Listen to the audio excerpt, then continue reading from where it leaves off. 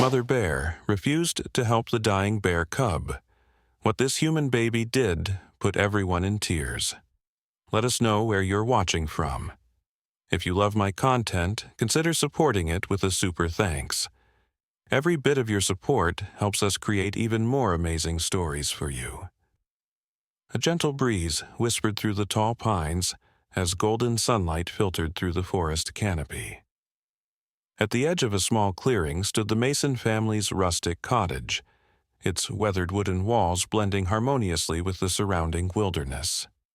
The cottage had been Lily Morgan's childhood home, and now she was raising her own daughter, Emma, in this peaceful sanctuary where the boundary between civilization and nature blurred. Inside the cozy dwelling, 11-month-old Emma played quietly on a handmade quilt spread across the living room floor. She had only recently mastered the art of walking, her tiny legs still wobbly and uncertain as she toddled about. Lily watched her daughter with adoring eyes while preparing lunch in the adjacent kitchen, grateful for the peaceful afternoon. The tranquility was suddenly broken by a faint, distressing sound, a weak whimpering that drifted through the partially open window. Lily paused her chopping, knife suspended midair as she strained to listen. The pitiful cry came again, unmistakably the sound of an animal in pain.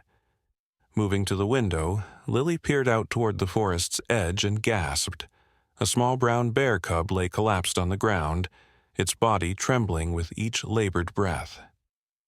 More shocking was the sight of a full-grown female bear, presumably the cub's mother, standing rigidly at the forest's edge, making no move to approach her suffering young. "What on earth?" Lily murmured, bewildered by the mother bear's behavior. Even from a distance, she could see that something was terribly wrong with the cub. Its fur appeared matted, its movements uncoordinated and weak as it tried and failed to rise from the ground. The mother bear paced back and forth at the tree line, occasionally rising on her hind legs to sniff the air. Her behavior was utterly perplexing. She seemed aware of her cub's distress but refused to approach, almost as if she was afraid or somehow repelled by her own offspring. Lily's neighbor, Jacob Bennett, emerged from his cabin nearby, drawn by the unusual commotion. He joined Lily at the edge of her porch, binoculars in hand.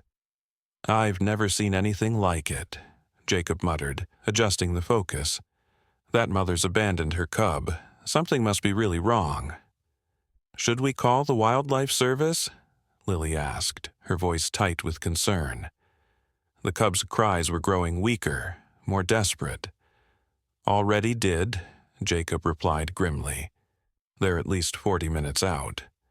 I don't think that little one has that long."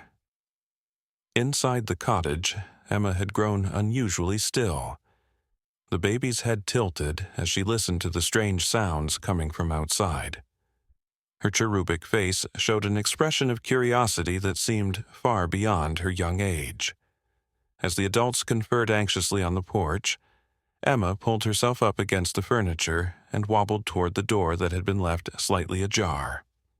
No one noticed the tiny figure slip outside, determined little legs carrying her forward one unsteady step at a time toward the sound of suffering that somehow called to her innocent heart. The adults remained focused on the distressing scene before them, unaware of Emma's escape. The little girl's face scrunched in concentration as she made her way across the uneven ground, her chubby hands occasionally reaching out to steady herself against the tall grass. Something in the cub's cries resonated deep within her, awakening an instinct far older than her 11 months of life. "I'll try to keep the mother at bay if she approaches," Jacob said, reaching for the bear spray he always kept on his belt when venturing outdoors. "Bears don't usually come this close to the cabins, especially not in broad daylight. Something's very wrong here." Lily nodded, her maternal instincts flaring with concern both for the suffering cub and for the danger the situation presented. It was then that the horrifying realization struck her. Emma was no longer inside the house. "Emma!" she called, spinning around. Her heart froze when she spotted her baby, now halfway across the yard, determinedly wobbling toward the injured bear cub. "Emma!" No exclamation mark. Her scream pierced the air, causing the mother bear to rear up on her hind legs, agitated by the sudden noise. Jacob grabbed Lily's arm as she lunged forward, holding her back. "Don't run," he warned urgently. "You'll trigger the mother's defensive instincts. Move slowly." But the mother bear did something unexpected. Instead of charging toward the approaching human child to protect her cub, she backed away further into the trees, still watching, still refusing to help her offspring. Her behavior defied everything they knew about protective mother bears. "What is wrong with her?" Lily whispered, her voice trembling as she began to inch forward, desperate to reach her daughter before disaster struck. Why won't she help her baby? Emma had almost reached the cub now. The small bear's eyes, glazed with pain, fixed on the approaching human child.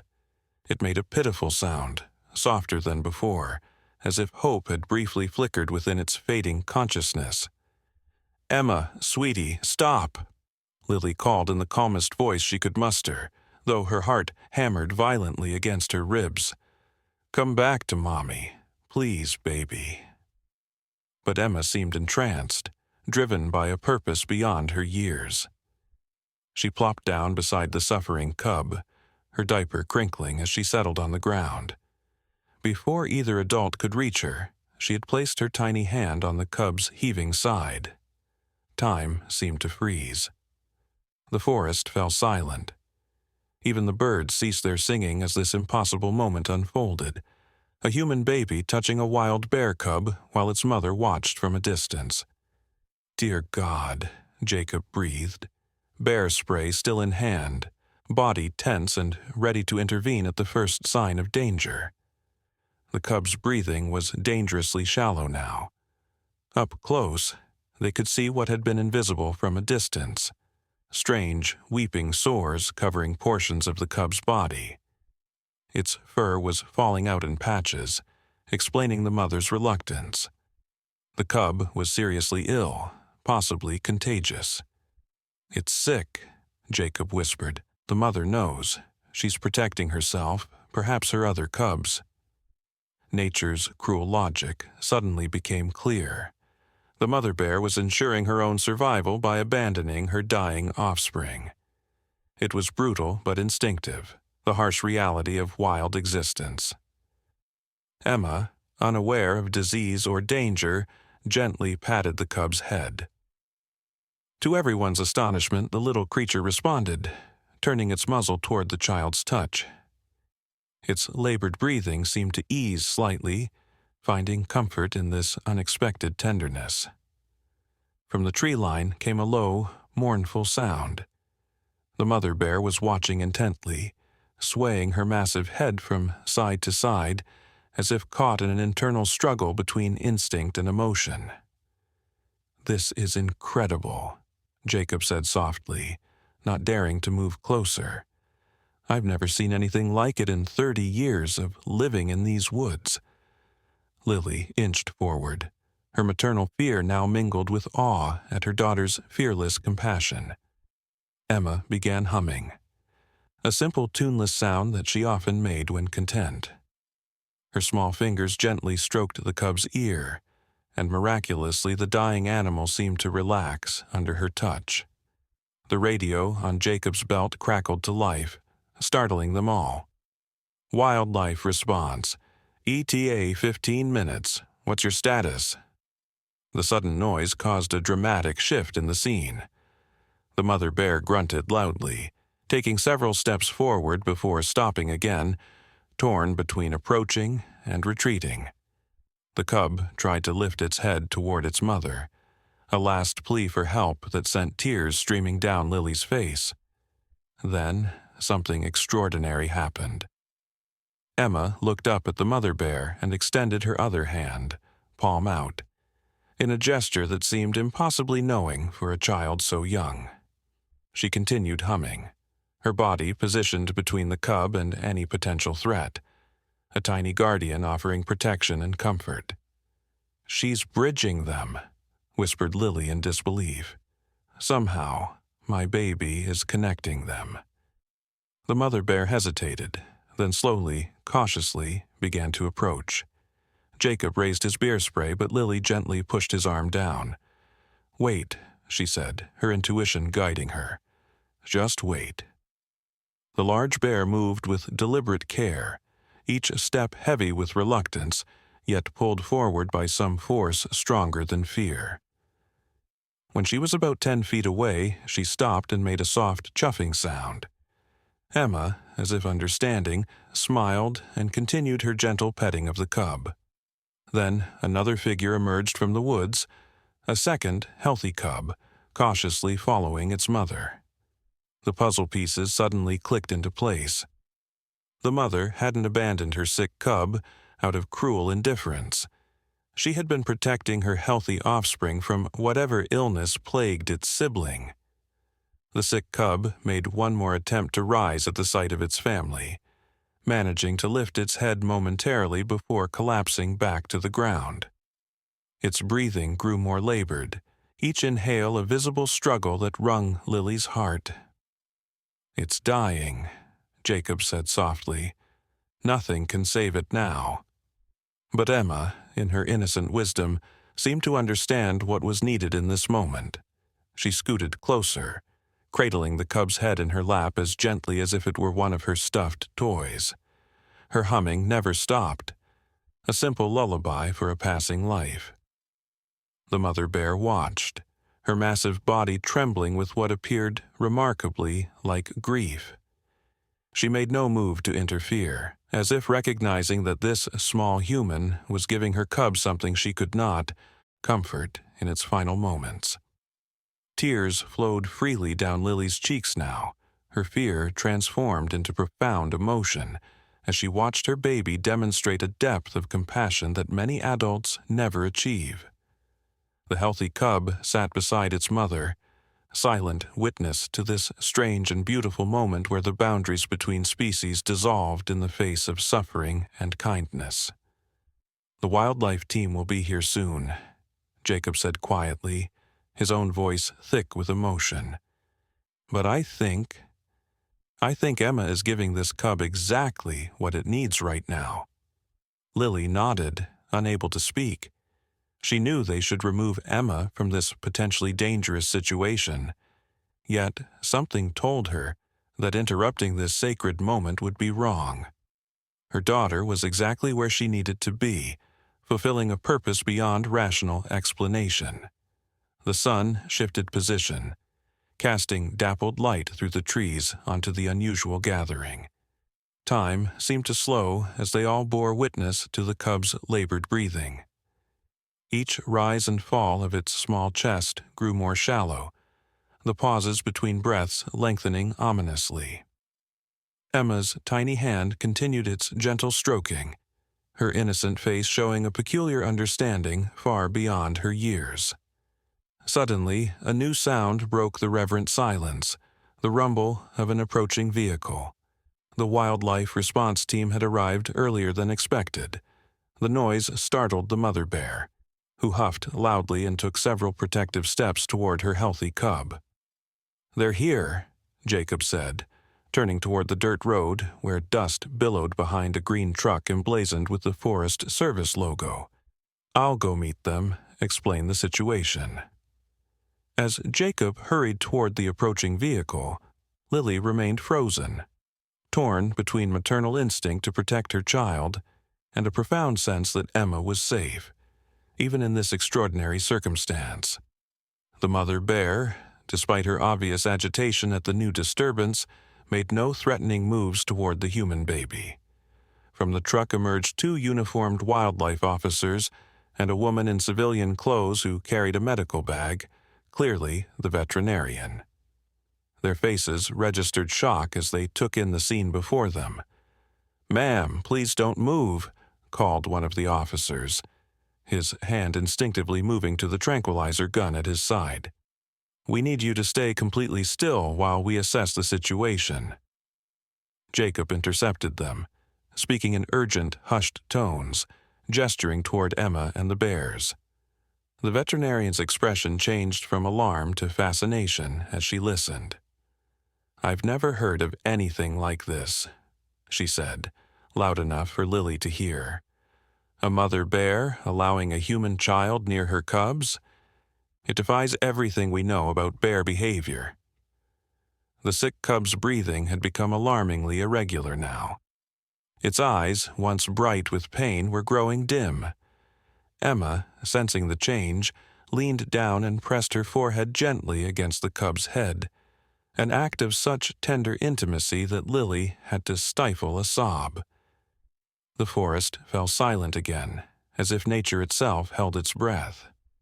Even the birds ceased their calls, creating an eerie stillness broken only by Emma's soft humming. Then, without warning, the mother bear made her move. With deliberate, heavy steps, she approached her dying cub and the human child who comforted it. Jacob and the wildlife officers tensed, weapons at the ready, but Lily raised her hand. "Wait," she whispered, "just wait."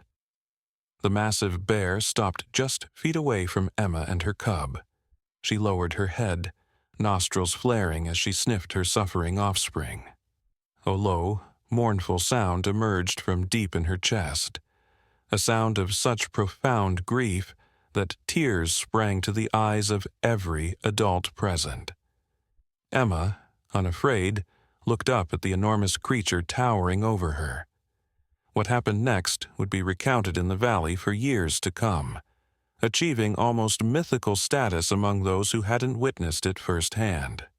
The little girl reached out her free hand toward the mother bear, palm up, offering comfort not just to the cub, but to its grieving parent. For one heart-stopping moment, the bear's massive muzzle hovered inches from Emma's tiny fingers. "Dear God," breathed the veterinarian, frozen in place like everyone else. The mother bear, gently, incredibly gently, touched her nose to Emma's palm. It was the briefest of contacts, but in that moment something profound passed between them. An understanding, a connection that transcended the natural boundaries separating their species. Then, with utmost delicacy, the mother bear nuzzled her dying cub. She made soft chuffing sounds, communicating in ways only her kind could understand, saying goodbye in the language of bears. The cub responded with one final, weak movement, turning its head toward its mother's touch even as its breathing grew more labored. Emma continued humming, her small body now creating a bridge between mother and child in these precious final moment. "She's helping them say goodbye," the veterinarian whispered, wiping tears from her cheeks. "That baby somehow knows exactly what they need." The healthy cub watched from a distance, confused but patient, as if sensing the solemnity of the moment. A gentle breeze stirred the trees, bringing with it the sweet scent of wildflowers from the nearby meadow. And then, with one final soft exhale, the sick cub grew still. Its suffering had ended, but not in lonely abandonment as nature might have dictated. Instead, surrounded by compassion from the most unexpected source. Emma stopped humming. She blinked down at the now motionless cub, her face showing a flicker of understanding beyond her years. She patted the cub's head one more time, then looked up at the mother bear and did something that caused audible gasps from everyone watching. She extended her arms in the universal gesture that meant up. It was the motion she made when she wanted her own mother to lift her, to hold her close in comfort. Somehow, this human baby understood that the massive creature before her was a mother in pain, a mother who needed consolation. The mother bear didn't respond to the gesture. Such interspecies communication had its limits, but she didn't retreat either. She stood, watching Emma for several long moments while the humans held their breath.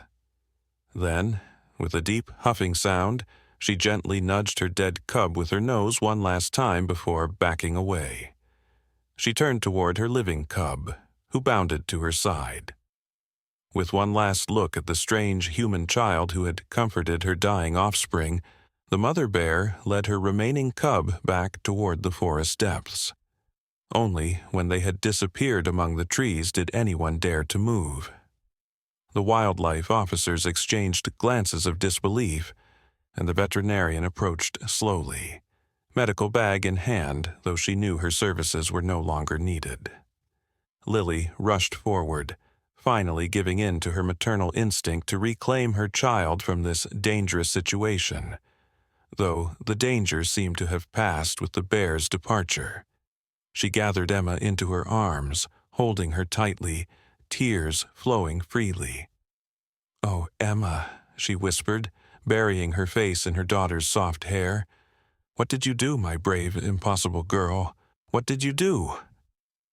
Emma looked back at her mother with clear eyes that seemed to hold wisdom far beyond her months on this earth. She pointed to where the cub lay and made a soft sound, then rested her head on Lily's shoulder, suddenly exhausted by the emotional weight of what had transpired.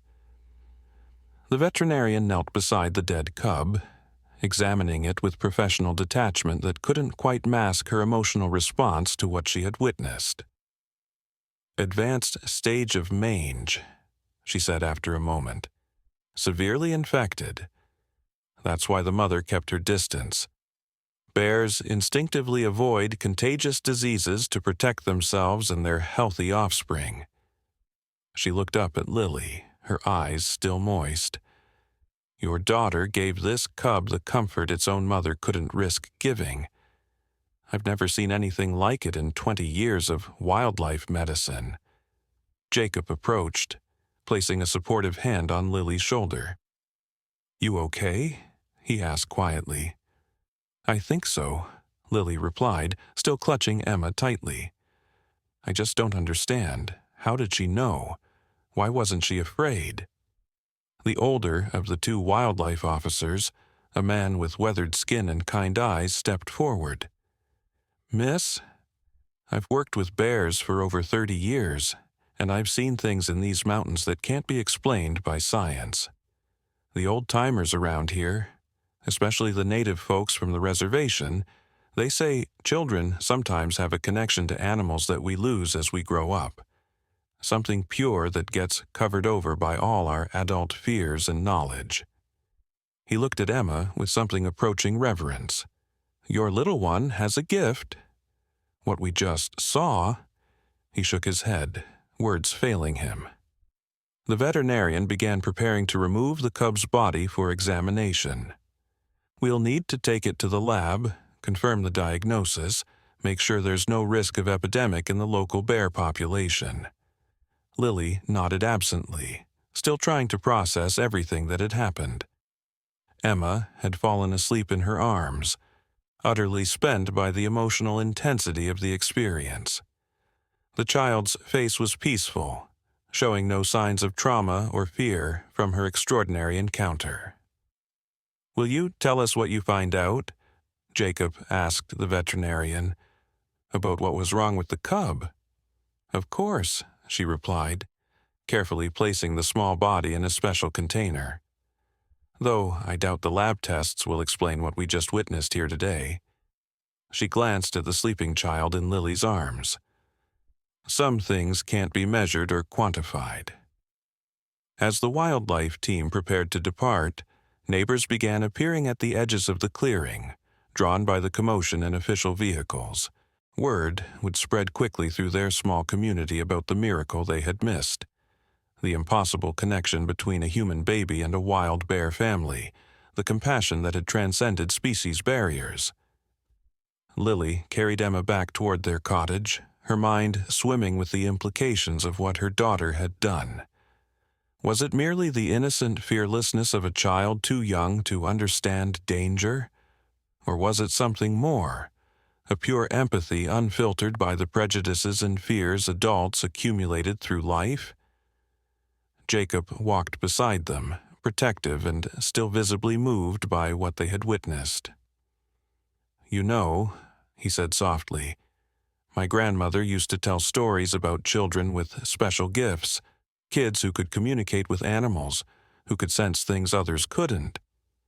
He glanced at the sleeping Emma. "I always thought they were just tales to entertain us on long winter nights." Lily kissed the top of her daughter's head. "I don't know what to believe anymore," she admitted. "But I do know my Emma did something beautiful today, something I'll never forget." As they reached the porch steps, a soft rain began to fall, cleansing the forest air. The distant rumble of thunder seemed to mark the passing of the extraordinary moment they had shared, nature's own acknowledgement of the rare communion between species they had witnessed. Inside the cottage, Lily gently laid Emma in her crib. The child stirred briefly, her eyes opening for just a moment. She made the same humming sound she had used to comfort the dying cub, then drifted back to sleep with the innocent peace that only children possess. Lily stood watching her daughter, wondering what memories, if any, Emma would retain of this day. Would she remember the connection she had forged with wild creatures? Or would it fade like so many early childhood experiences, leaving behind only a mysterious affinity for animals that she could never quite explain? Outside, the mother bear and her remaining cub made their way deep into the forest. If bears could know grief or gratitude, perhaps she carried both as she led her surviving offspring toward their den. Perhaps something had shifted in her understanding of the human world that had always seemed so threatening. Or perhaps she simply followed her instincts, focused now solely on protecting the cub that still needed her care. The rain continued to fall, washing away the traces of the encounter. The small indentation in the grass where the cub had lain. The tiny footprints Emma had left as she toddled toward her destiny as an unlikely comforter of wild things. By morning, no physical evidence would remain of the miracle that had occurred in this ordinary clearing on what had begun as an ordinary day. But something had changed, something intangible but profound. Those who had witnessed Emma's act of compassion would never see the boundary between humans and animals quite the same way again. A veil had been lifted, if only briefly, revealing the possibility of connection across seemingly insurmountable differences. The days that followed brought rain and fog to the mountain valley, as if nature itself was in mourning. Lily found herself watching Emma with new eyes, searching for signs that might explain her daughter's extraordinary behavior.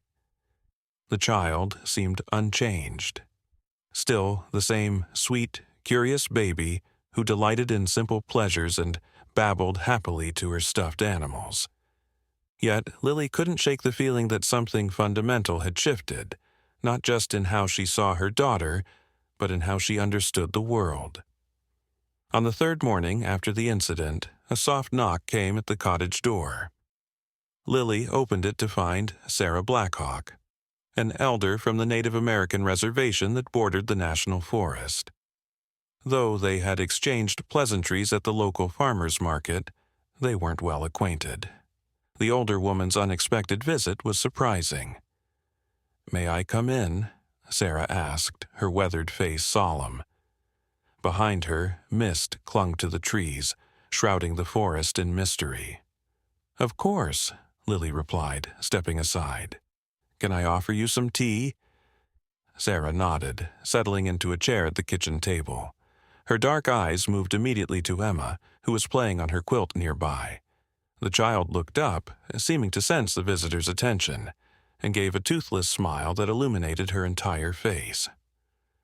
"Word travels fast in small communities," Sarah said, accepting the steaming mug Lily offered.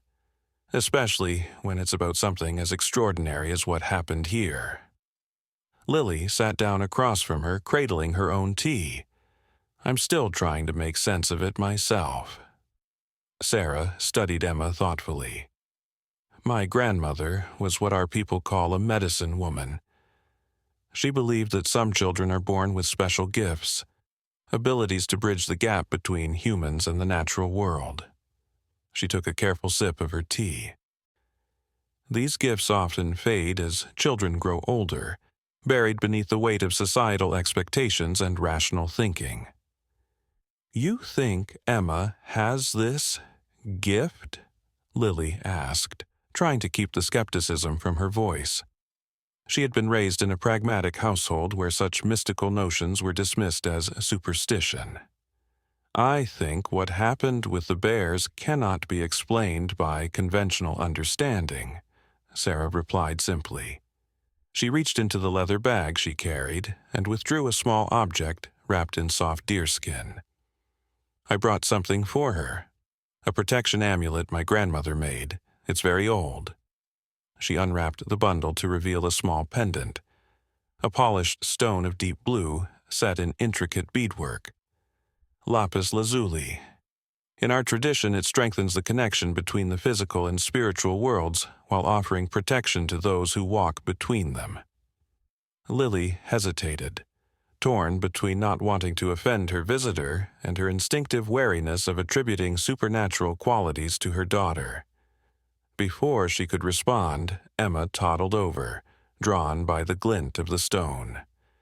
The baby reached out a chubby hand, her eyes fixed on the pendant with unmistakable interest. "She's drawn to it," Sarah observed quietly. "The stone recognizes her spirit." As if to confirm this, Emma made a sound remarkably similar to the humming she had used to comfort the dying bear cub. The resemblance sent a chill down Lily's spine. "There's something else you should know," Sarah said, gently placing the pendant in Emma's outstretched hand. "The rangers found tracks yesterday about a mile from here. The mother bear has been circling back, coming closer to your property each night."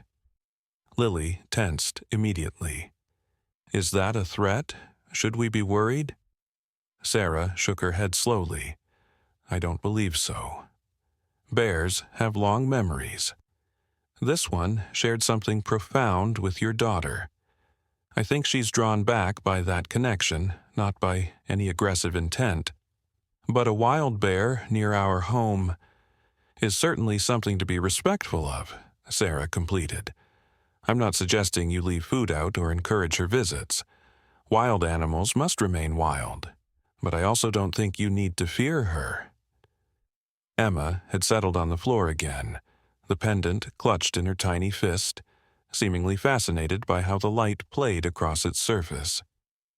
"There's a story among my people," Sarah continued, watching the child, "about a time when animals and humans could speak the same language, when the boundaries between their worlds were less fixed.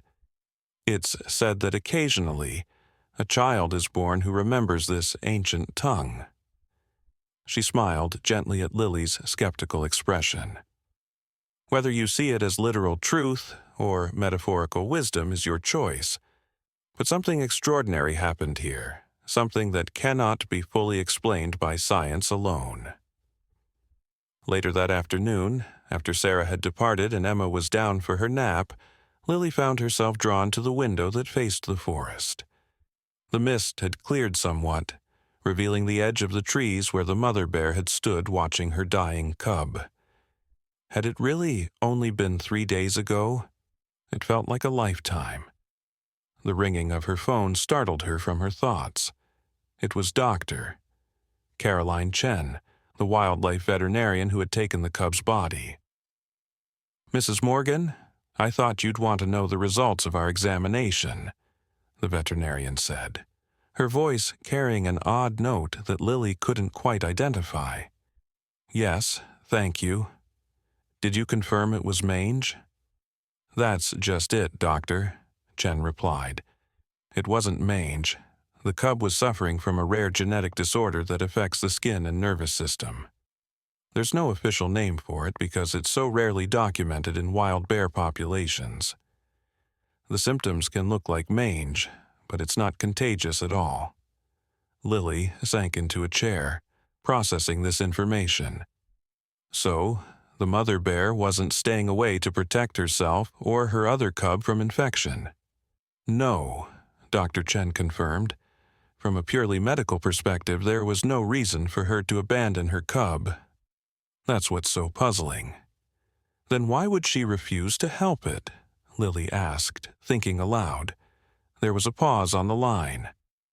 Bears are pragmatic creatures, Dr. Chen finally said. In the wild, resources are limited.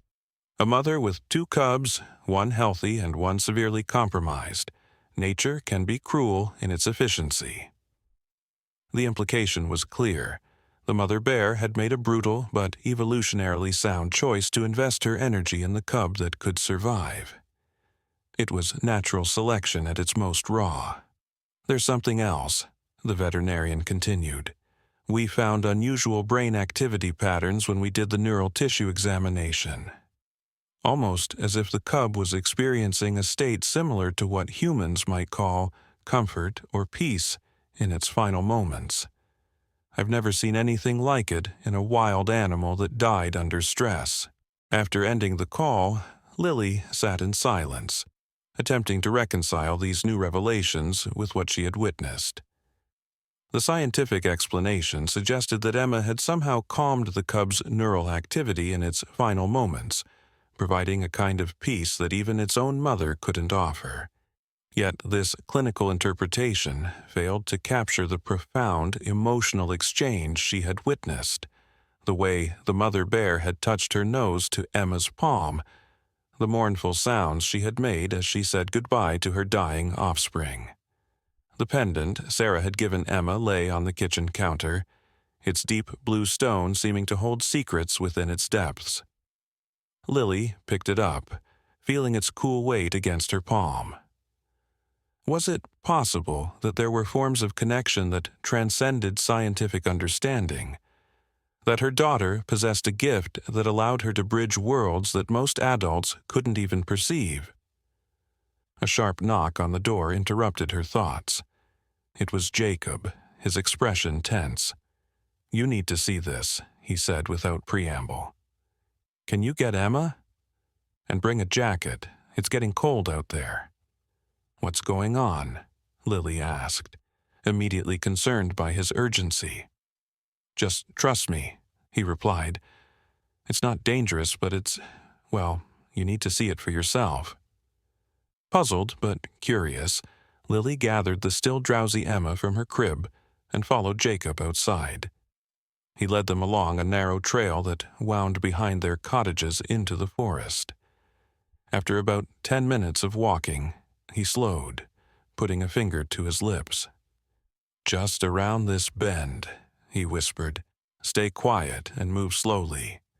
They rounded the corner, and Lily gasped. In a small clearing ahead, the mother bear sat with her surviving cub.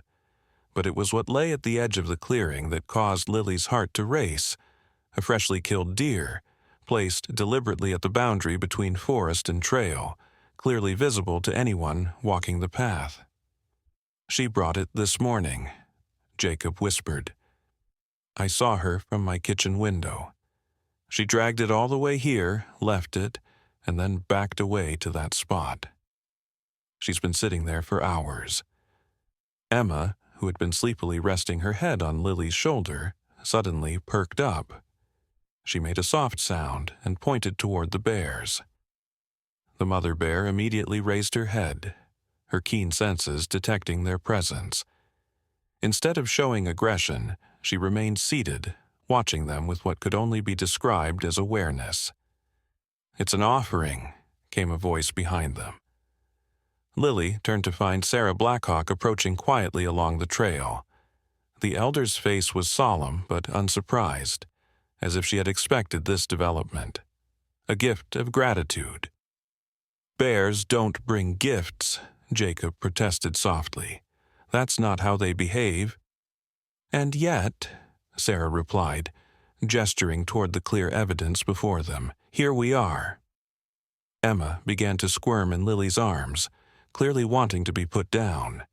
Every instinct in Lily's body screamed against it, yet the same inexplicable certainty that had held her back 3 days ago returned. The knowledge that her daughter was in no danger from this particular bear. Lily, don't, Jacob began, but Sarah placed a restraining hand on his arm.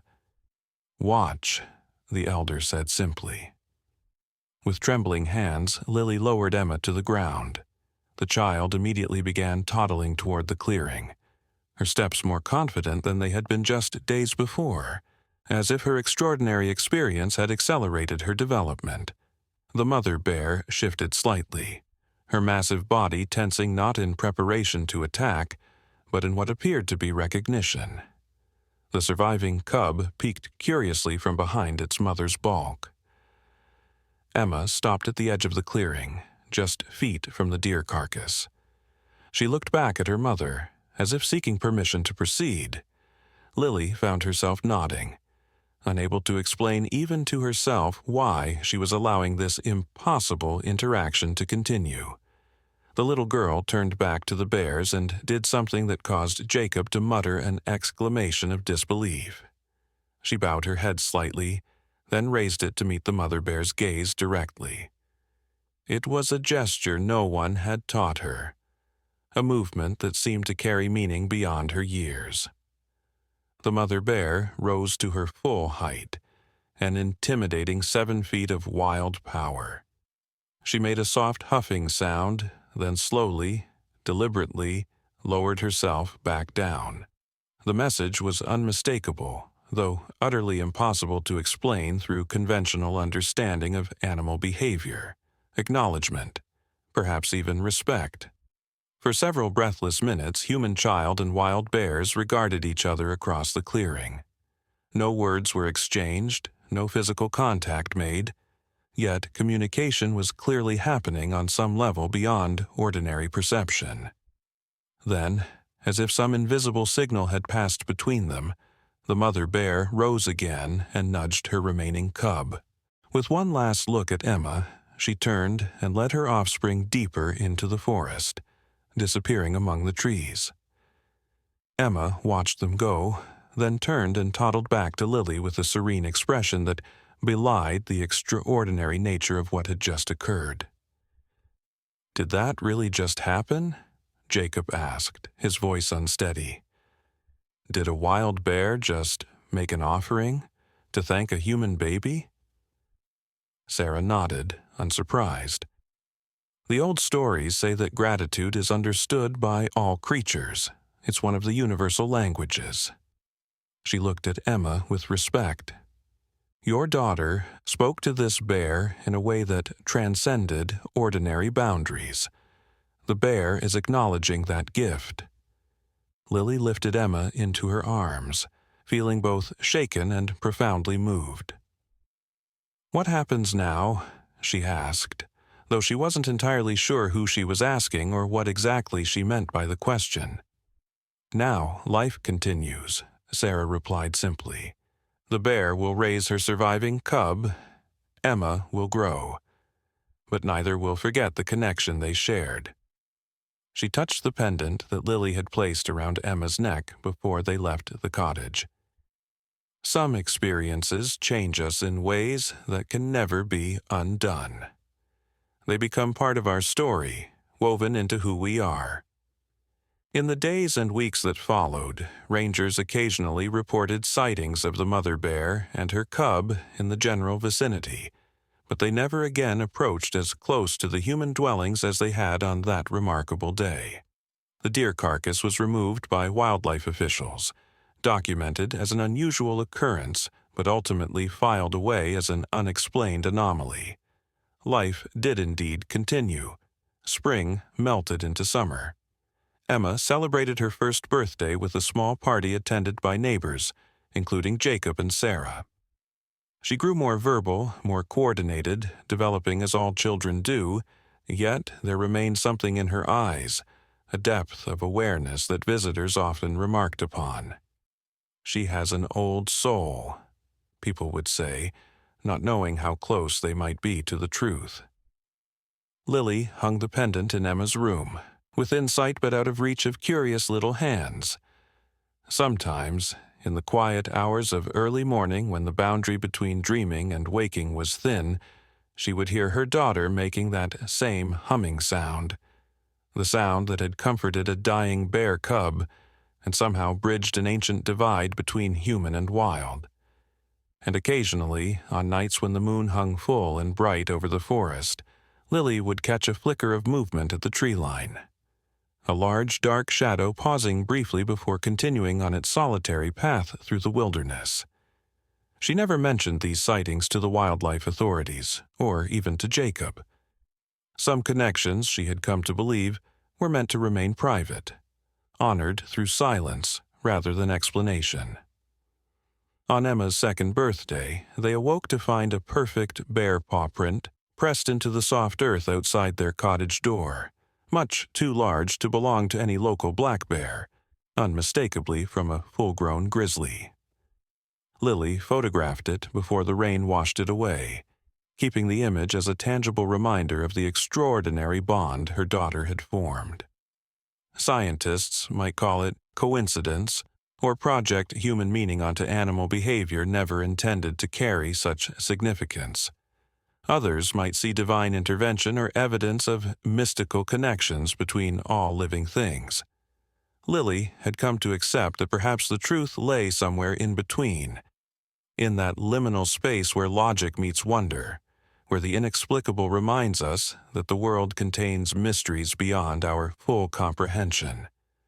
What remained undeniable was the profound impact of what they had witnessed, a moment when the artificial boundaries between species had dissolved, revealing a deeper truth about compassion that transcended language, logic, and conventional understanding. A mother bear had allowed a human child to comfort her dying cub when she could not. A baby too young to understand danger had somehow known exactly what was needed in a moment of suffering. And in that extraordinary convergence, something beautiful and impossible had happened. Something that changed everyone who witnessed it, expanding their understanding of what connection truly means.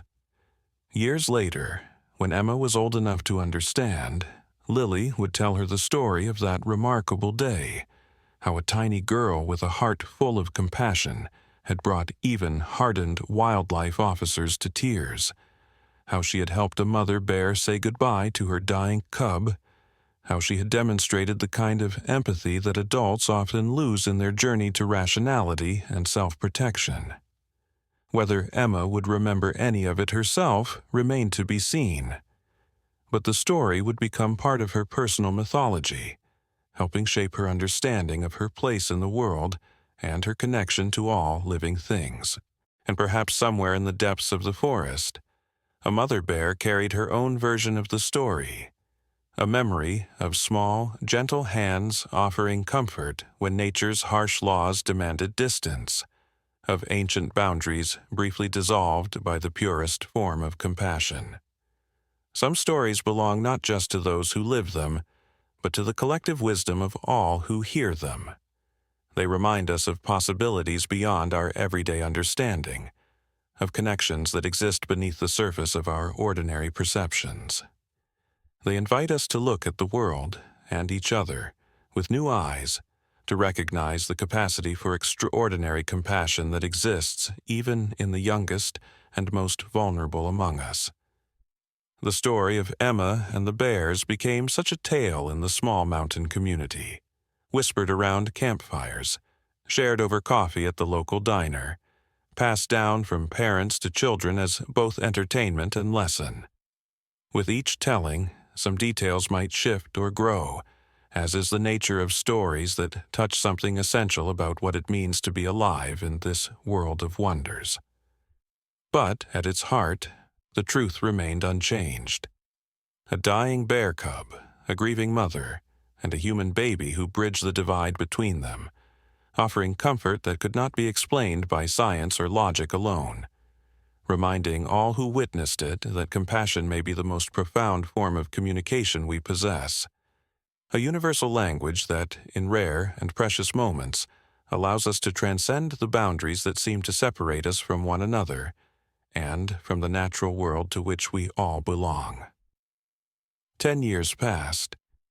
Emma Morgan grew from the toddler who had comforted a dying bear cub into a thoughtful, quiet girl whose connection to animals remained extraordinary.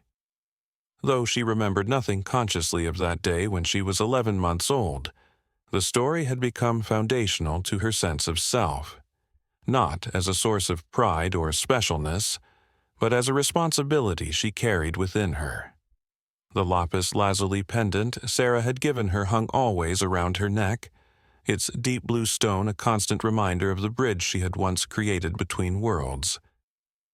Emma rarely spoke of her gift, but local ranchers often called upon her when they had a distressed animal that wouldn't respond to veterinary intervention. Somehow, her presence alone seemed to calm frightened horses and agitated livestock. She would sit quietly with them, sometimes humming that same tuneless melody she had used as a baby, and the animals would grow peaceful under her touch. It's just because she's not afraid, skeptics would say. Animals sense fear, and she doesn't have any. But those who witnessed her work more closely recognized that something deeper was happening, a form of communication beyond ordinary understanding. On the morning of Emma's 11th birthday, Lily found her daughter standing at the edge of the forest before dawn, the pendant clutched in her small hand, her eyes fixed on something in the distance. "Emma? What are you doing out here so early, sweetheart?" The girl turned, her expression serious beyond her years. "She's dying, Mom." A chill ran through Lily. "Who's dying, Emma?" "The bear, my bear. She's very old now, and she's coming to say goodbye." Lily felt her heart race. Over the years, there had been occasional sightings of a large female grizzly in the area, always at a distance, never threatening, as if maintaining a respectful boundary while remaining somehow connected to their lives. Park rangers estimated her age at nearly 25 years, exceptionally old for a wild bear, practically ancient. "Honey, how could you possibly know that?" Emma shook her head, unable to explain what she somehow understood with complete certainty. "She's coming today. I need to be here." Something in her daughter's calm assurance made Lily hesitate to dismiss the claim. She had learned over the years to trust Emma's unusual intuitions, especially when it came to animals. "I'll call Sarah," she said finally. "And Jacob. If there really is a bear coming close to the property, we need to take precautions." By mid-morning, a small group had gathered at the Morgan cottage. Jacob, now in his 70s but still sharp-eyed and capable, brought his binoculars. Sarah Blackhawk arrived with her granddaughter, Naya, who at 15 had become Emma's closest friend despite their age difference. Dr. Chen, the wildlife veterinarian who had examined the bear cub a decade earlier, came at Lily's request, bringing tranquilizer equipment as a precaution. "I still don't understand how Emma could know this," Dr. Chen said quietly to Lily as they watched the girl standing patiently at the forest's edge, Naya beside her for support. Sarah overheard and smiled gently. "There are connections that science cannot fully explain, Doctor. Emma and this bear share a bond that was forged in a moment of pure compassion. Such things leave marks on the soul that transcend ordinary understanding." Dr. Chen, who had once been purely skeptical of such notions, had seen enough in her years of wildlife work to maintain an open mind. "I suppose there are more things in heaven and earth than are dreamt of in my philosophy," she conceded with a small smile. The morning stretched into afternoon. The gathered group took turns keeping watch, sharing memories of that extraordinary day 10 years earlier when a baby had somehow bridged the divide between human and wild. It was Jacob who spotted the movement first, a slow, laborious shuffling at the distant tree line. Through his binoculars he could make out the massive form of an aged grizzly bear, her once powerful body now thin and bent with years, her movements stiff and pained. "She's here," he said softly, lowering the binoculars, "and she's alone." Emma stepped forward immediately, but Lily caught her arm. "Wait, sweetheart. Let Dr. Chen assess the situation first." The veterinarian raised her own binoculars, studying the approaching bear with professional detachment that couldn't quite mask her amazement. It's definitely a very old female grizzly. Her condition is poor, consistent with end-of-life deterioration, but her movement pattern is unusual. She's making a deliberate approach, not random wandering. Almost as if... She didn't finish the thought, reluctant to attribute human-like intention to the behavior of a wild animal, despite what she was witnessing. Emma gently removed her mother's hand. "It's okay, Mom. She didn't come for anyone else. She came for me." Before anyone could stop her, she walked forward with the calm confidence of someone much older than her 11 years. Naya made a move to follow, but Sarah held her granddaughter back. "This moment belongs to Emma alone," the elder said softly. They watched in tense silence as the girl made her way across the clearing toward the massive predator.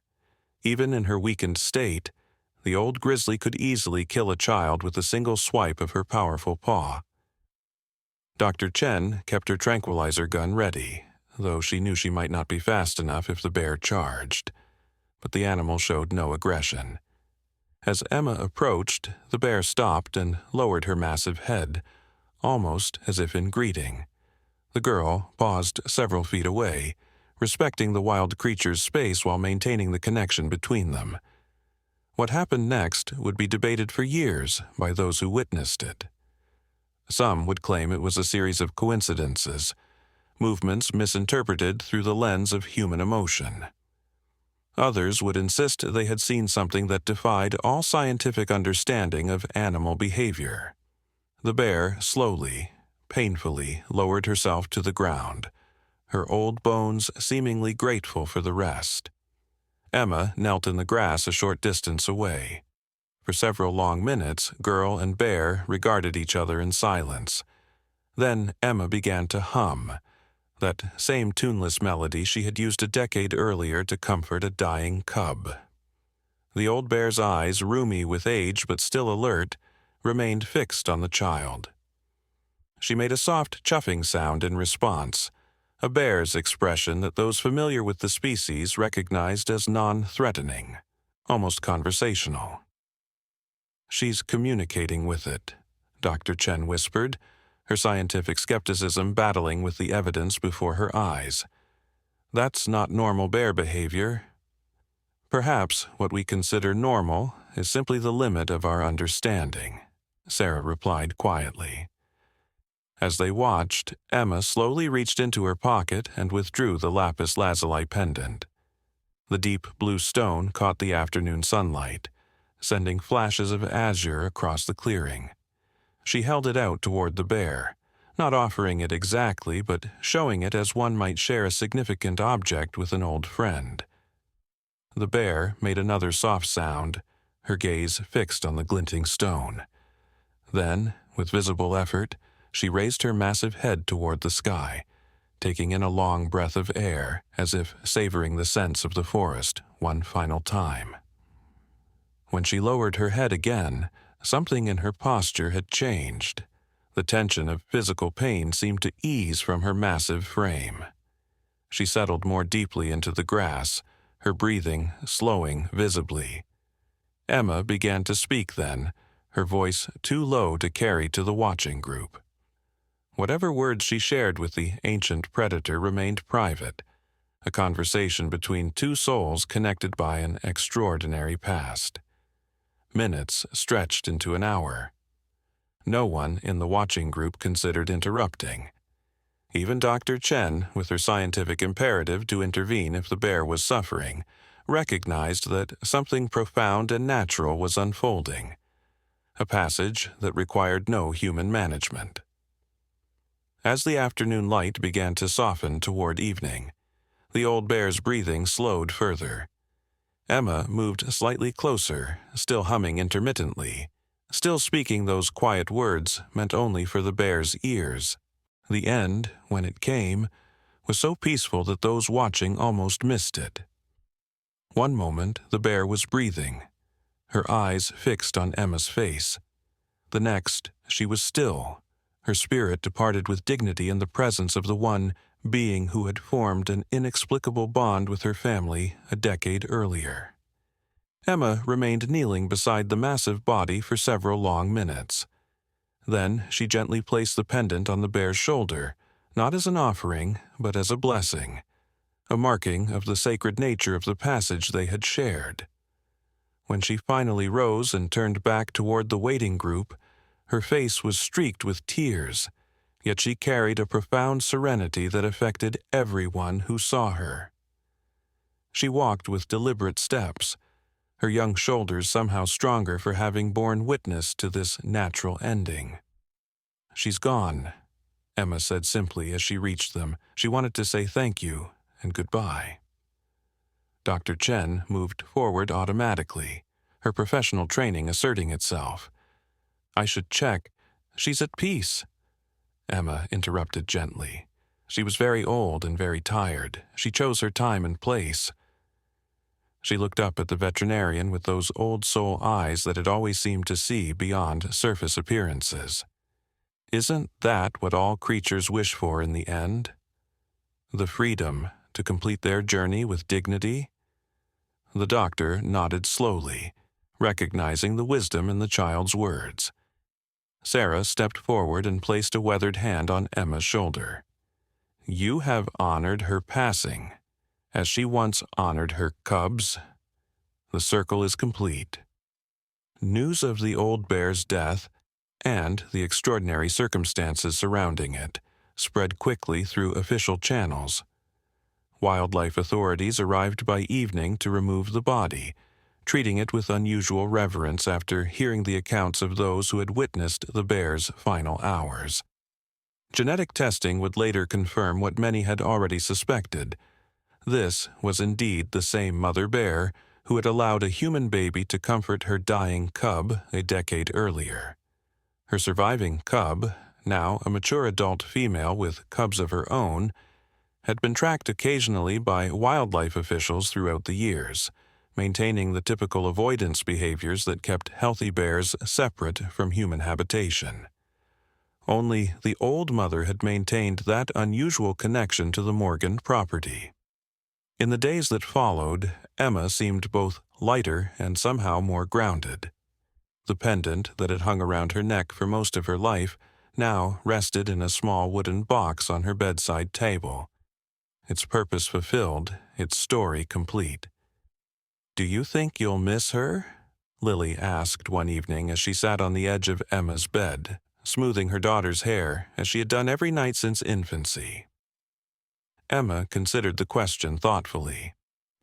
"I think a part of me always knew her, even though I don't remember that day when I was a baby. It feels like saying goodbye to someone I've known forever." She looked up at her mother. "But it also feels right. Her journey was complete." Lily marveled at her daughter's natural wisdom, a depth of understanding that seemed to transcend her years. "And what about your journey, my sweet girl? Your gift with animals. What do you think it means for your path ahead?" Emma smiled, a rare, full smile that transformed her serious face into that of the child she still was, despite her old soul. "I think it means I need to listen carefully. All creatures have something to teach us if we're willing to hear them."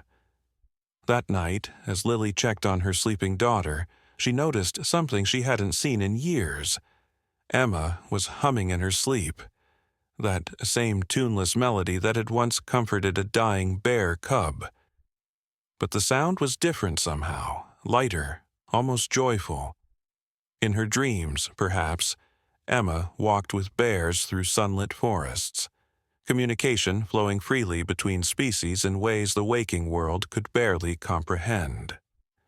A week after the bear's death, Dr. Chen arrived at the Morgan cottage with an unexpected gift. A beautiful color photograph of a mother bear, with 2 healthy cubs, taken by a wildlife camera just the previous spring. "DNA testing confirmed it," she explained, as Emma studied the image with fascination. "These are the grand cubs of the bear you helped as a baby, the offspring of the surviving cub that watched you comfort its sibling. I thought you might like to have this, a reminder that life continues, that your moment of compassion has rippled forward through generations." Emma traced the outline of the cubs with a gentle finger. "Will they be protected?" "The entire area has been designated as a wildlife sanctuary," Dr. Chen assured her. "These bears will live their lives undisturbed, as wild creatures should." That evening, as sunset painted the sky in shades of amber and rose, Emma returned to the spot where the old bear had completed her journey. The grass still held a slight depression where the massive body had rested. Emma sat beside it, the photograph of the grand cubs in her hands, completing a circle of connection that spanned generations, both bear and human. From the cottage window, Lily watched her daughter communing with a presence that was no longer visible, but perhaps still somehow present in the gathering twilight. She thought about the extraordinary thread that had woven through their lives since that day 10 years ago. How a moment of pure compassion from a baby, too young to understand fear, had created ripples that continued to move outward in ways they might never fully comprehend. Sarah had once told her that some children come into the world with ancient wisdom, with gifts that allow them to remind adults of connections they have forgotten in their journey toward rational thought and self-protection. Looking at Emma now, her face serene in the fading light, Lily could believe it. The story of the baby and the bears would continue to be told in their community and beyond, shared around campfires, published in local newspapers, eventually documented in a children's book that Emma herself would illustrate as a young adult. With each telling, some details might shift, some elements might be questioned by skeptics or embellished by those who loved mystery, but those who had witnessed any part of it carried the truth in their hearts, the knowledge that compassion could indeed bridge seemingly insurmountable divides, that understanding could flow between species when approached with an open heart, that sometimes the wisest among us are those whose souls have not yet forgotten how to recognize the shared spirit that animates all living creatures. As darkness settled over the forest, Emma finally rose and made her way back to the cottage, the photograph clutched carefully in her hands, her steps sure and confident on the familiar path. Behind her, the first stars appeared in the deepening blue of the evening sky. Somewhere in the distant mountains, a bear and her cubs settled into their den for the night, wild and free, connected by an invisible thread of compassion to the human child who had helped write their story. And in that moment, as it had been a decade earlier when a baby reached out to comfort a dying cub, the boundaries between human and wild seemed to dissolve, revealing the deeper truth that we are all, in the end, part of a single, precious web of life. Each thread strengthening the others, each act of compassion rippling outward to touch lives we may never see, creating connections that endure long after we ourselves have returned to the earth from which we came. When Emma reached the cottage door, she paused and looked back one final time at the darkening forest. For just a moment, in the gathering shadows, she thought she glimpsed a large silhouette at the tree line, the merest suggestion of a mother bear standing tall, watching over her cubs with fierce protective love. Then it was gone, if it had ever been there at all.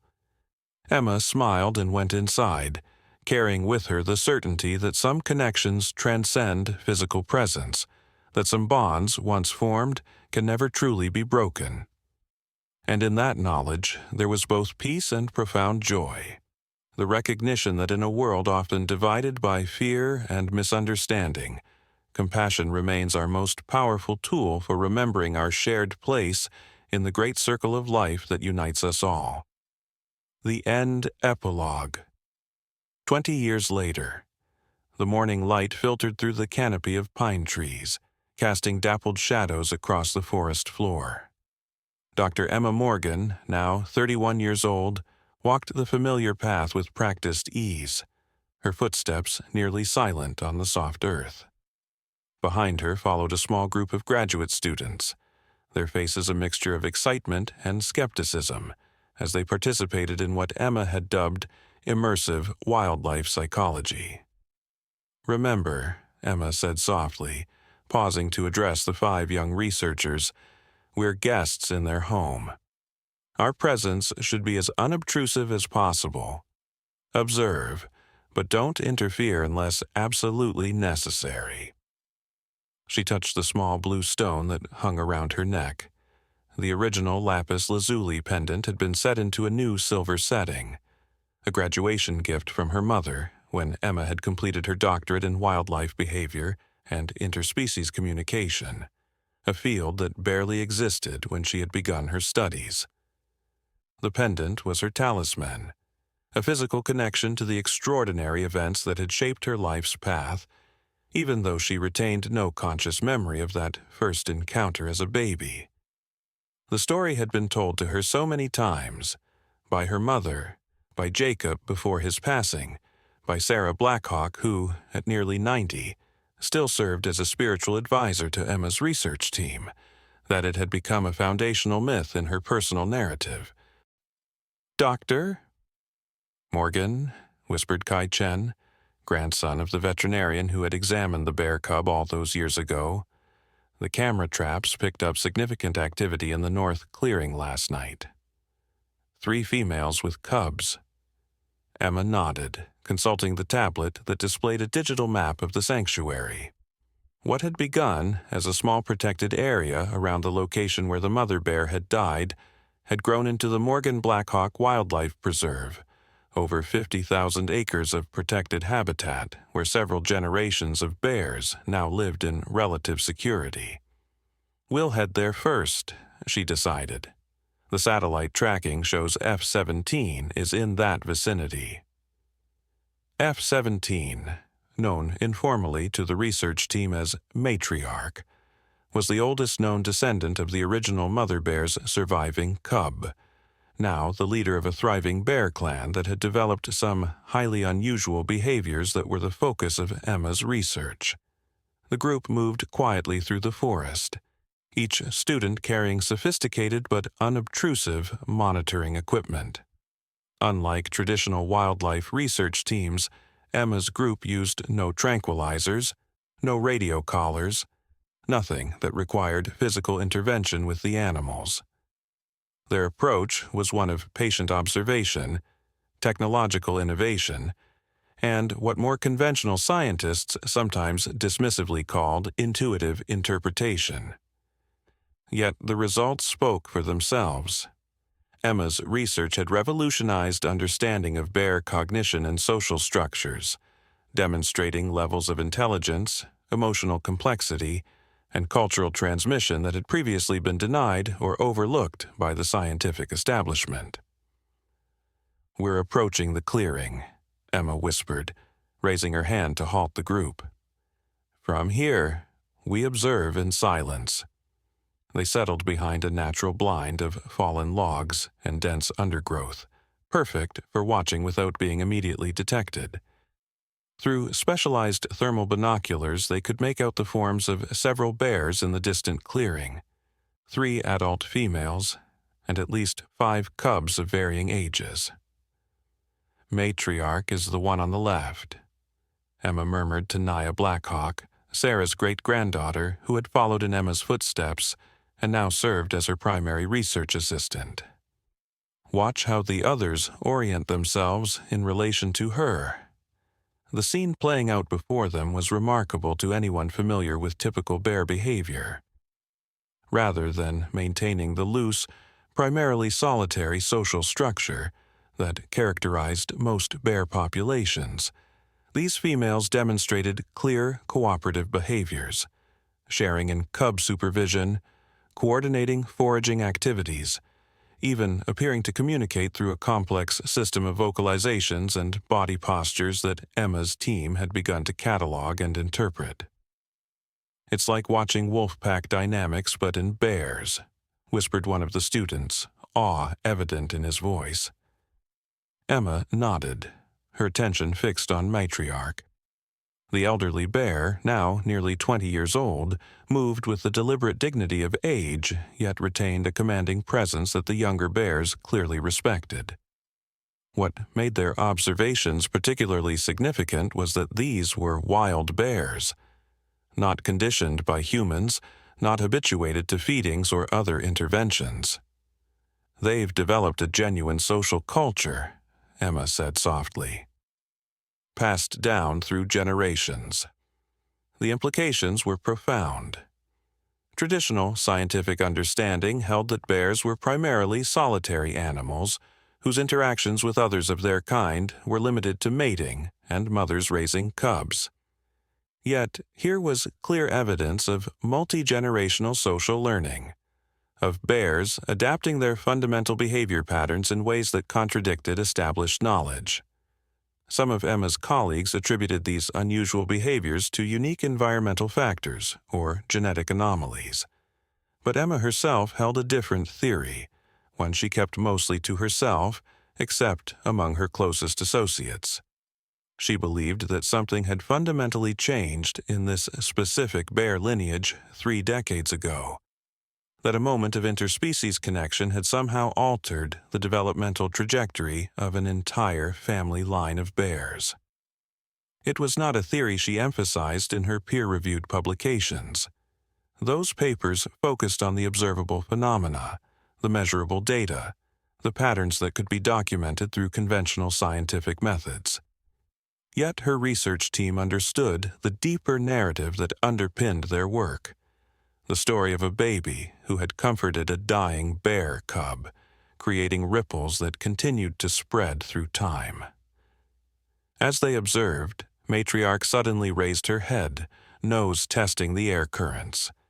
She turned in their direction, her keen senses detecting something that had escaped the others. "She's caught our scent," Naya whispered. Emma raised her hand, signaling for absolute stillness. The standard protocol when discovered by bears was a careful, non-threatening retreat. But Emma remained motionless, her eyes locked on the distant form of Matriarch. The old bear rose to her full height, an imposing 7 feet of wild power. For a long moment, she gazed in their direction, seemingly looking directly at their hiding place, though it would have been impossible for her to see them clearly at that distance. Then, to the amazement of the students, Matriarch made a soft chuffing sound and deliberately lowered herself back down, not in submission, but in what appeared remarkably like acknowledgement. "Did you see that?" one of the students breathed, excitement overriding his commitment to silence. "She recognized Dr. Morgan's scent," Naya explained quietly. "It's happened before." This was the aspect of their research that generated the most controversy in scientific circles, the apparent recognition, even relationship, between Emma and certain bears within the preserve. Critics dismissed it as anthropomorphism or selective interpretation of random behaviors. But those who had witnessed it firsthand found such explanations increasingly difficult to accept. They observed for another hour as the bears went about their morning activities, the cubs playing under the watchful eyes of all 3 females, taking turns in what could only be described as social learning exercises, the adults communicating through subtle movements and vocalizations that Emma's team carefully recorded for later analysis. As they finally prepared to depart, following a different route to minimize their impact on the animal's habitat, Emma felt the familiar tug of connection that had defined her life's work. It wasn't mystical or supernatural in the way skeptics often characterized her research. It was something more fundamental, a recognition of the complex intelligence of non-human beings, an awareness of the profound connections that existed between all living creatures when one took the time to observe with an open mind and heart. Back at the research station, a collection of sustainable buildings constructed at the edge of the preserve, the team gathered to review their observations and recordings. The main laboratory hummed with activity as students analyzed data, compared notes, and engaged in the rigorous documentation that formed the backbone of their scientific work. Emma sat at her desk, transcribing her field notes into the project's secure database, when her satellite phone rang. Few people had this number, primarily family and key research partners, so calls were generally significant.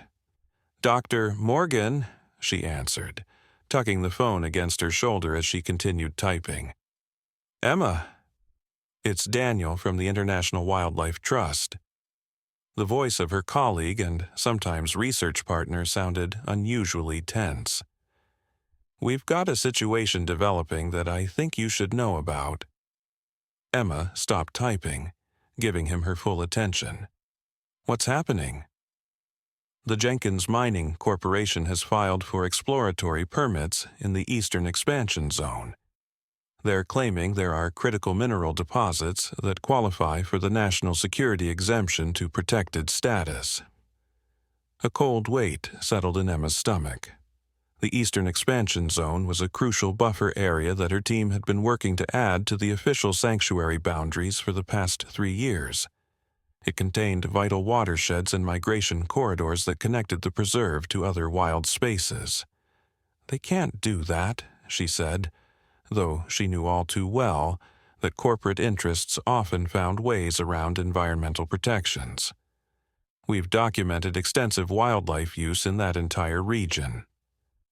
They're arguing that the minerals in question, rare earth elements needed for advanced technology manufacturing, constitute a national security priority that overrides environmental concerns. They've got heavyweight political support. Emma closed her eyes briefly, centered herself. "Send me everything you have. We'll need to mount a comprehensive response. And Daniel, don't discuss this with anyone outside our immediate circle yet. I want to review the data before this becomes public." After ending the call, Emma sat in silence for several minutes, processing the implications.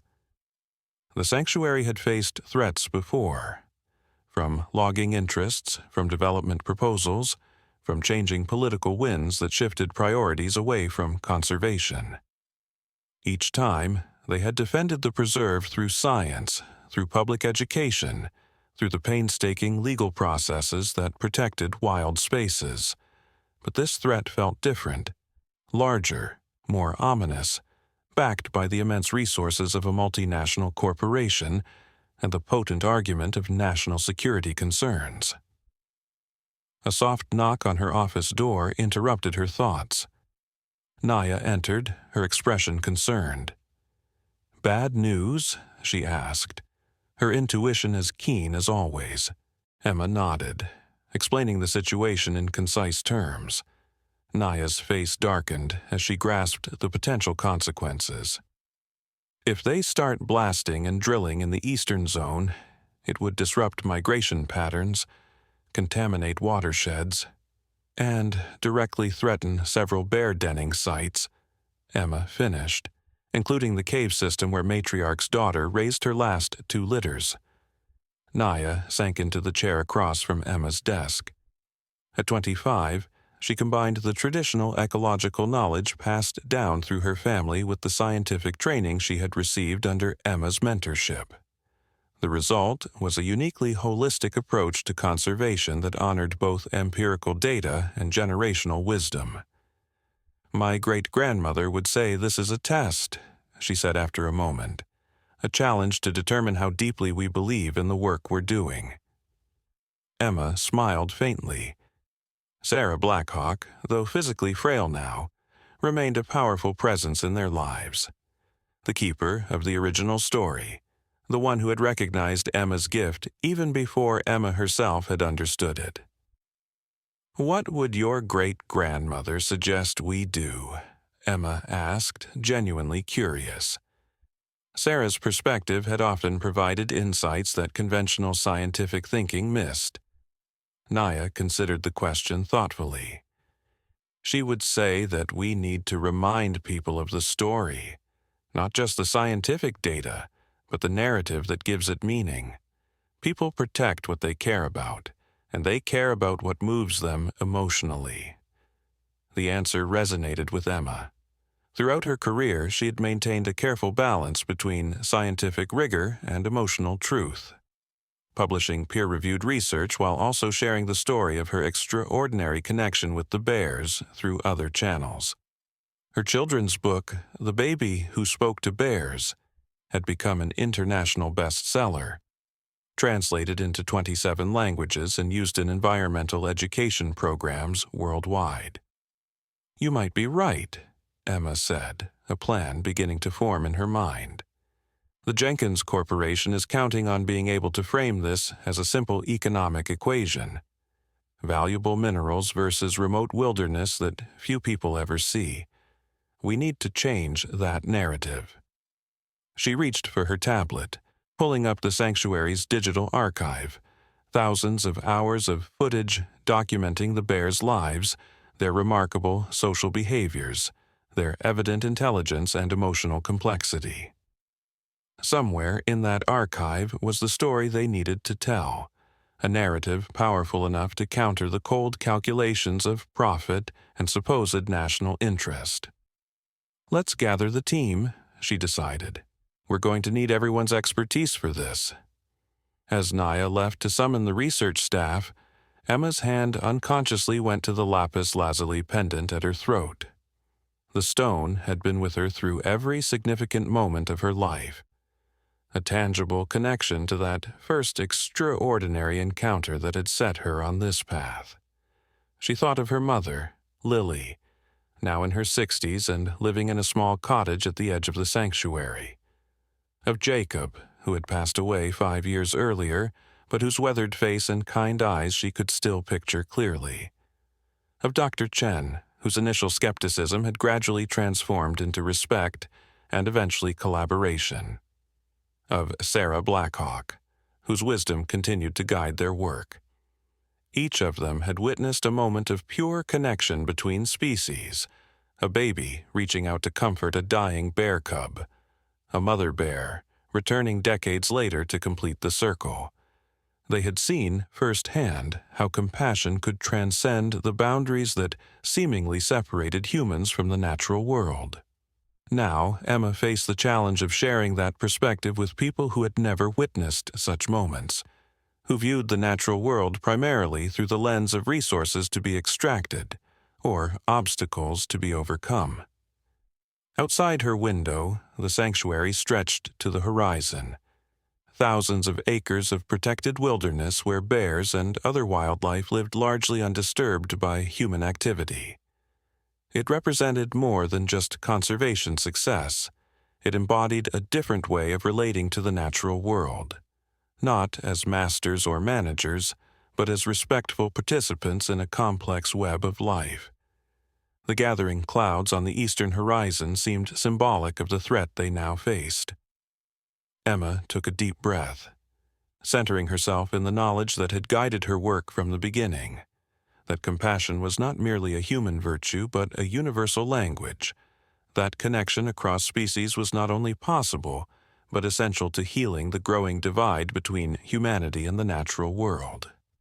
The team began to assemble in the main conference room, faces serious as news of the threat spread. Emma gathered her materials and rose to join them, determination replacing her initial dismay. This would not be an easy battle, but it was one they could not afford to lose. Not just for the bears they had studied for so many years, but for the deeper principle that their research represented. As she walked toward the meeting, Emma glanced at the large photograph that hung in the corridor, an image captured by one of their remote cameras several years earlier.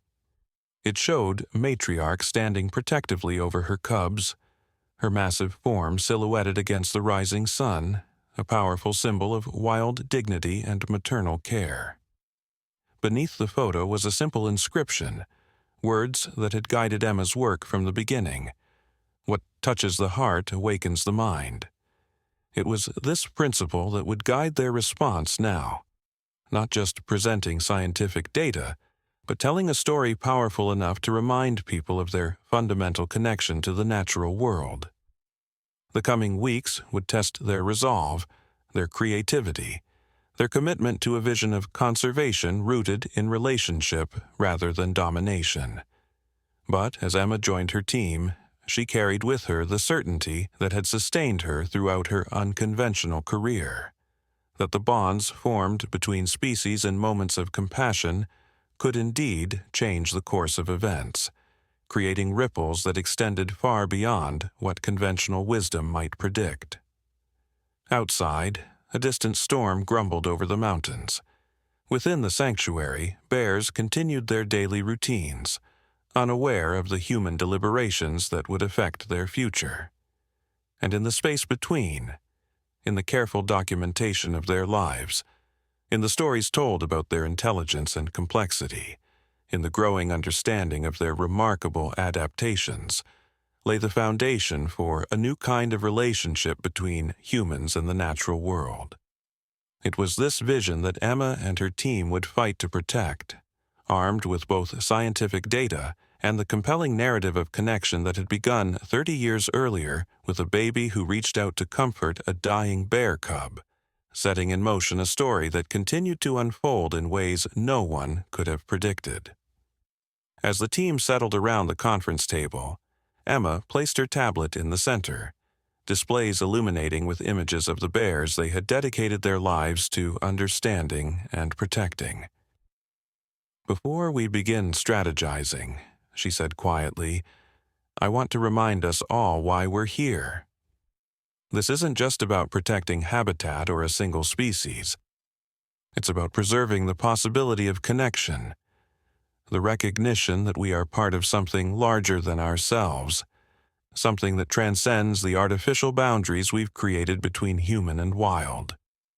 She touched the pendant at her throat, drawing strength from its familiar presence. "Now, let's get to work. We have a story to tell."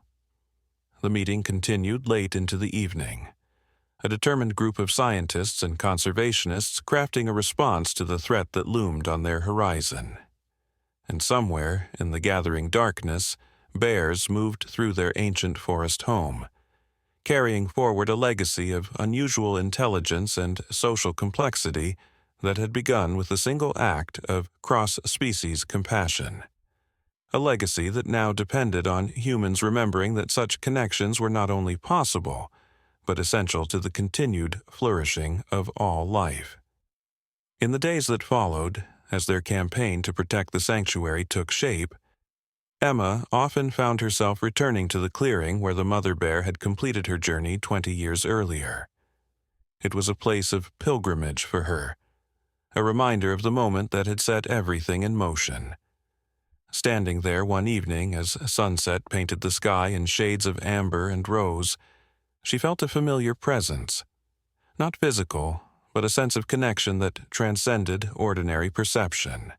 Perhaps it was memory, perhaps imagination, or perhaps something more fundamental, a recognition that the boundaries between past and present, human and wild, living and gone, were more permeable than most people believed. "We'll protect them," she whispered to the gathering shadows, a promise to all that had come before and all that might yet be. The story isn't over yet.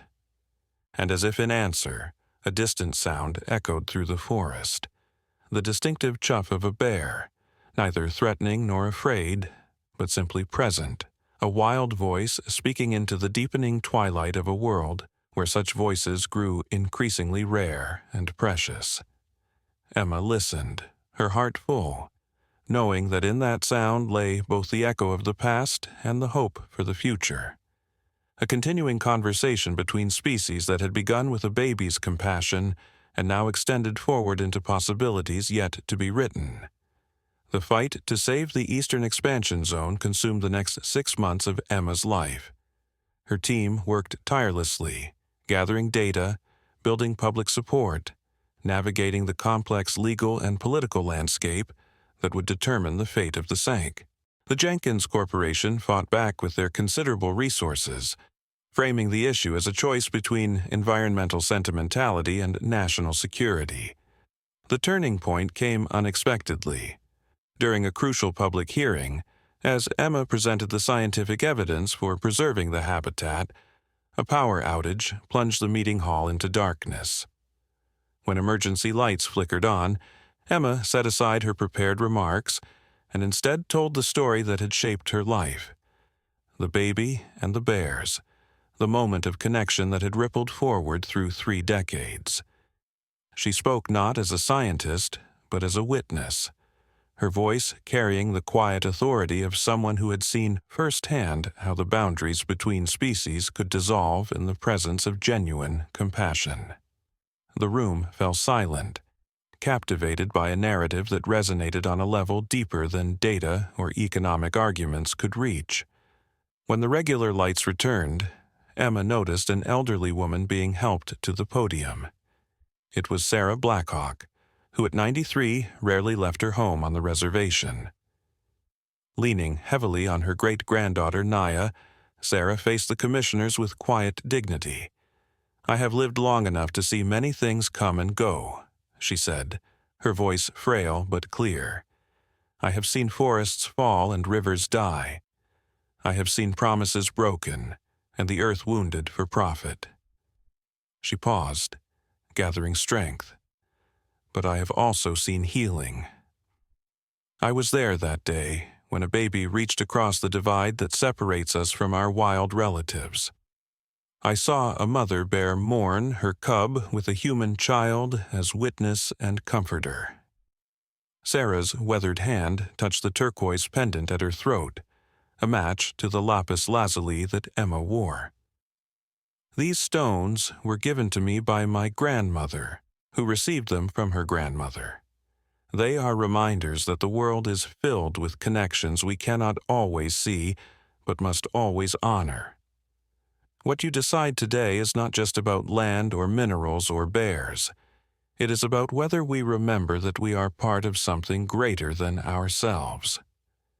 The Commission's decision, announced 3 weeks later, denied the mining permits.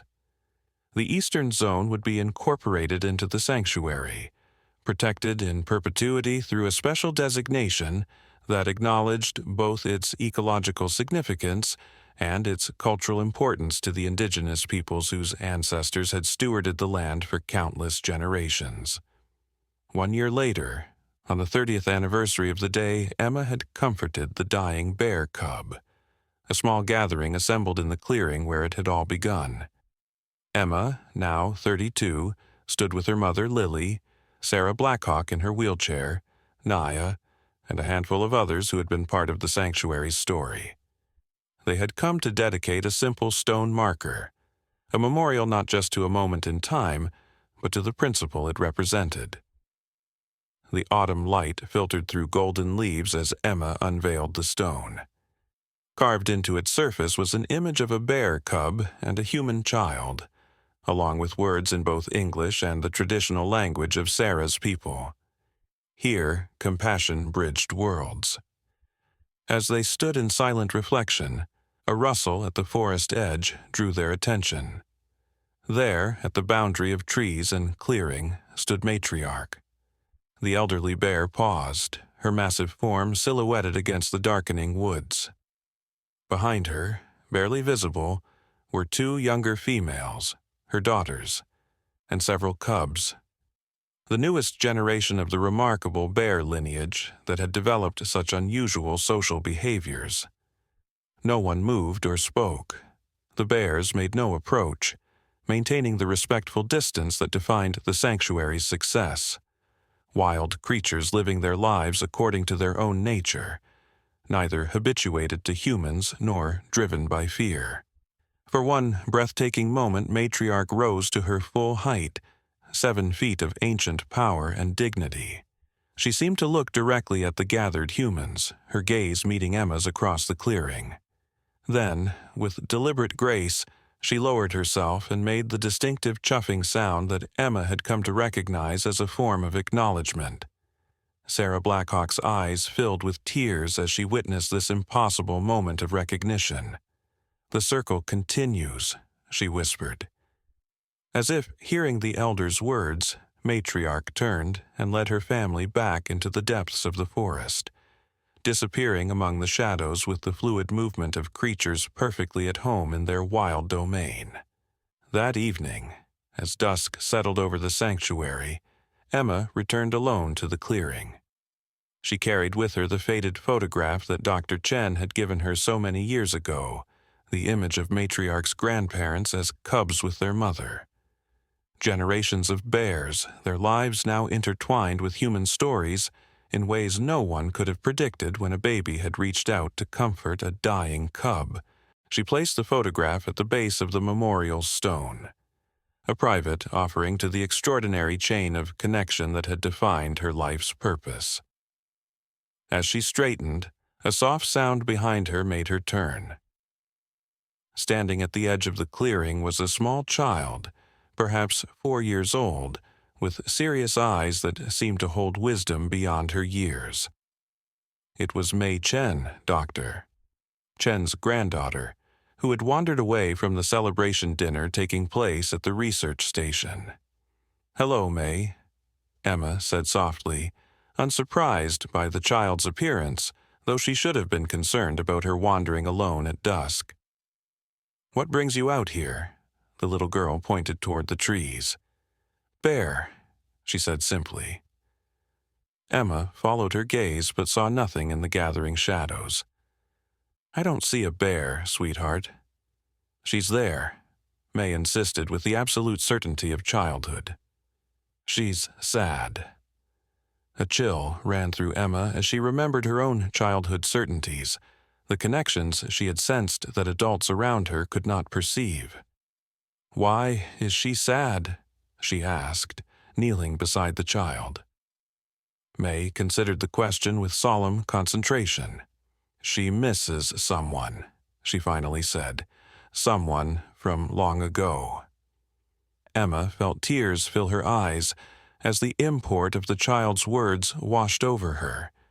She looked again at the forest edge, and this time, whether through suggestion or some deeper awareness, she thought she could perceive a faint outline, the ghost of a mother bear standing watch over generations of her kind.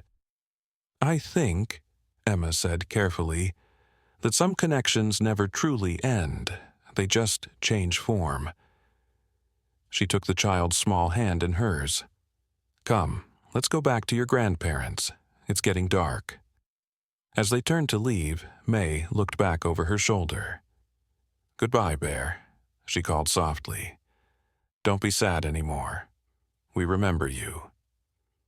Hand in hand, woman and child walked back toward the lights of the research station, leaving the clearing to its memories and mysteries.